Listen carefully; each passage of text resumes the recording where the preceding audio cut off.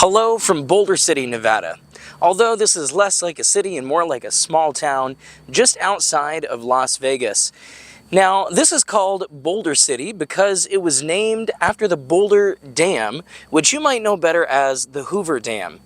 But today, we're not going to be looking at the Hoover Dam. We're going to be looking here at the town that built the Hoover Dam. Let's take a look around and see what the city is like today, as well as learn about its unique past. When the Hoover Dam was being built, there was no town, no houses, no civilization to support the workers that would build the massive dam on the Colorado River. There was only a wild and brutally hot desert landscape.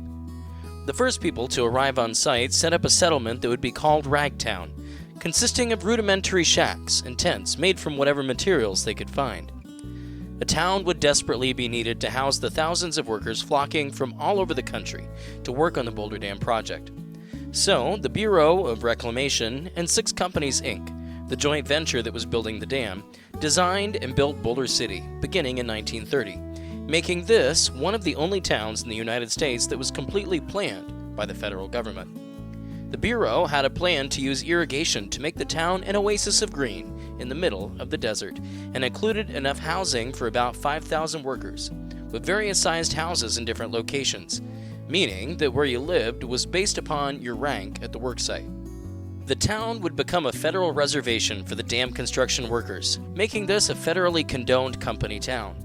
Sims Ely, the city manager, was the ultimate decision maker for the town, deciding who could and who couldn't operate businesses in town, often severely restricting commercial growth and development, and even controlling who could or couldn't be staying within the limits of the town.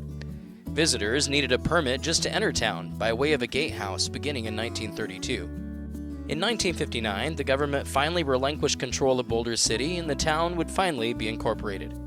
The town continues to be one of only 2 towns in the state of Nevada where gambling within city limits is illegal. The city still limits growth in the area, but there has been significant expansion and commercial development since the time when it was a company town. The population of Boulder City today is less than 15,000 people, and the town is known as somewhat of a retirement community, with a median resident age of 51.8 years, which is much higher than the national average. Although there is a strong, younger family presence in the community as well. When visiting the historic downtown area, make sure to stop into the Boulder Dam Hotel, which was built in 1933. Inside, you can still get a room for the night or grab some breakfast at the restaurant. But there is also a free museum at the rear of the building that goes through the history of the town and the building of the dam. The museum won't take very long to go through, but it is well put together and tells the story of the community in a very easy to understand manner. There are displays including what life was like here in the early days, information on the people that led the construction of the dam, the struggles of living in the desert environment, as well as artifacts including toys of kids that grew up in Boulder City in the 1930s, and various household items made of scraps from the dam's construction. There is also the Nevada State Railroad Museum, with multiple engines and cars that you can freely explore, and some of the cars you can even walk through. On permanent display are 2 engines from the Jackass and Western Railroad, which served the nuclear rocket development station at Jackass Flats in Area 25 of the Nevada test site. The railroad only had 9 miles of track, but they carried some very important cargo, carrying reactors and nuclear rocket motors to the test stands. Union Pacific Locomotive 264 was built in 1903 and is indicative of one of the engines that could have served the construction of the Hoover Dam, and also of the engines that serviced the Los Angeles and Salt Lake route.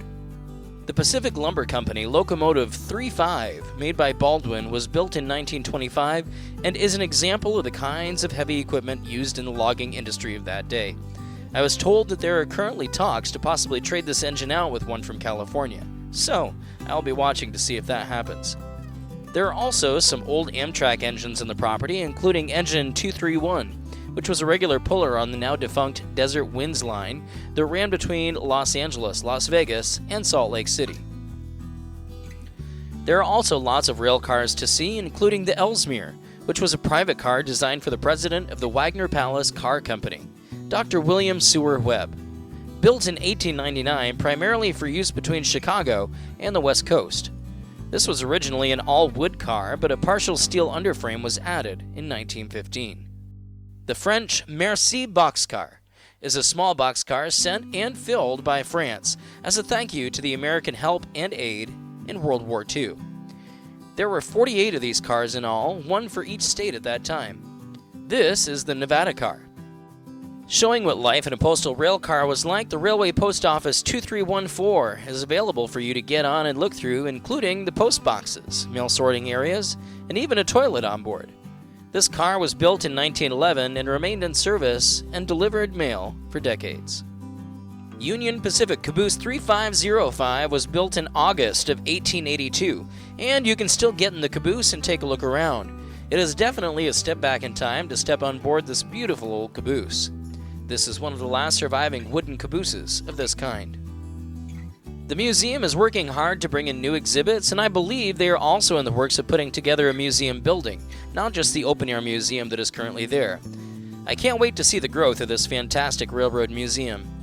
Right down the road is a museum that seems quite out of place in a town like this, Tom Devlin's Monster Museum. The museum focuses on special makeup effects for movies and film. In the museum, you can see recreations and also some props and creature suits actually used in movies. Inside, you can see characters such as Freddy Krueger, Pennywise, the Munsters, and many more characters that you have heard of, and some that you haven't. While this isn't normally the kind of thing that I seek out, if you are into the genre of film, you would likely enjoy touring through the museum. Boulder City is a fantastic little town that I would highly recommend that you take the time to stop into and see for yourself. There are great little diners and restaurants, lots of antique shops, and tons of small-town charm that you wouldn't expect just outside of the glittering lights of Las Vegas. The unique history of this town still gives the town a feel that is unlike anywhere else in Nevada. It isn't a mining boomtown like so much of the rest of the state. It is a town that is centered around an engineering marvel that continues to power the Southwest and also continues to bring in tourists from around the world.